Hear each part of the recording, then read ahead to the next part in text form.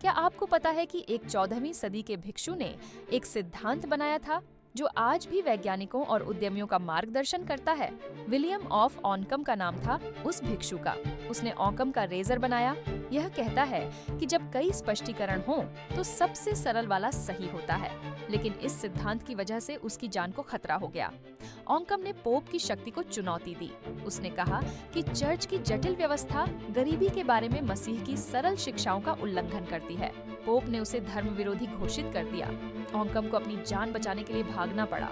निर्वासन में रहकर भी उसने अपने विचार विकसित किए। आज उसका रेजर सिद्धांत वैज्ञानिक पद्धति का आधार है। यह चिकित्सा निदान से लेकर उत्पाद डिजाइन तक हर जगह काम आता है। ऑकम ने दिखाया कि सच्ची बुद्धिमत्ता जटिलता को हटाकर असली बात पर ध्यान देने में है। कभी-कभी सबसे गहरे सत्य सबसे सरल होते हैं।